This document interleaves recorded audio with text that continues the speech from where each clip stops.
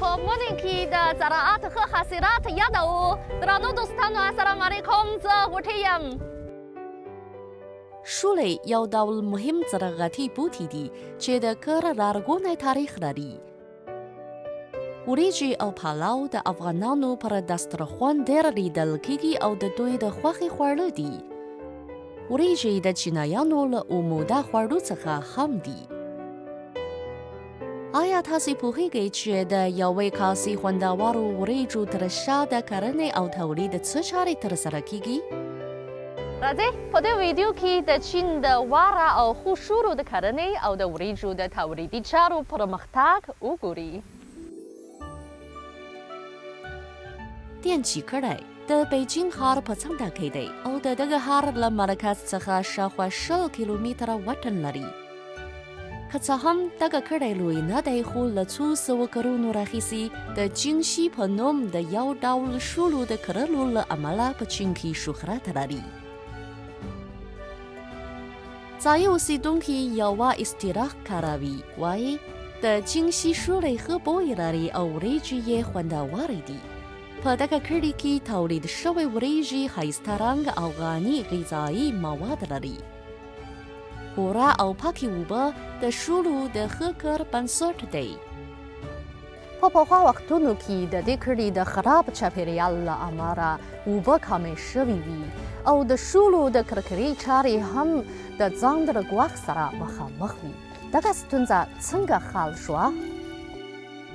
做了2个这个蓄水池，让雨水能收集。第二个呢，就是咱们公园这里边有一个堑方的一个给雨池，保证水稻种植以外，然后剩下的水要作为树木啊，包括草坪的灌溉，啊，也达到了节水灌溉的问题。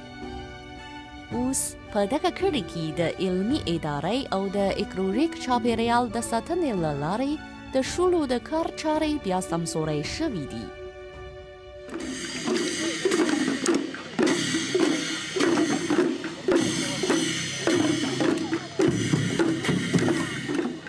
هر کال د شولو د راټولولو پر مهال په دغه کلي کې د شولو د لو فستیوال ترسره کیږي او د کلي فضا له خوشحالۍ او شوق او ذوق څخه مالاماله وي.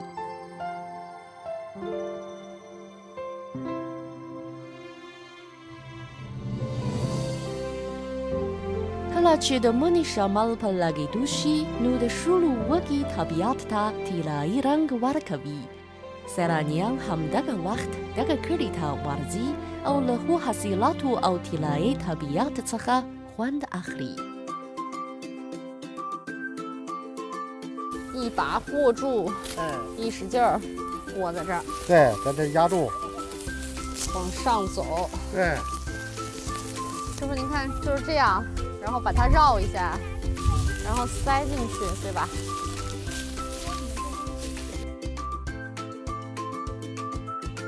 د شولو پر راو سره بیره سیلانیان د شولو د حاصلاتو د راټولولو پر مهال په پارټیو کې چونګښونه او کابان نیسي.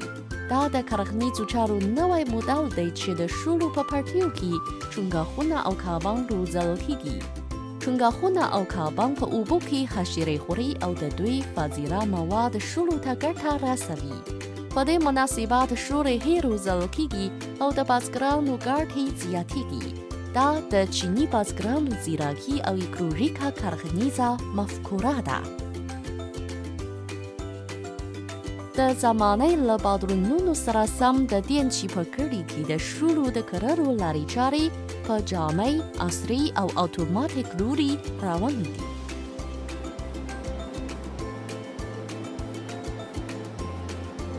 لوی ماشینونه شولې لو کوي او پر مهال یې د هر کس پر شونډو مسکا خوره وي او خلک د ښو حاصلاتو د لمانځنې لپاره نڅاوې کوي.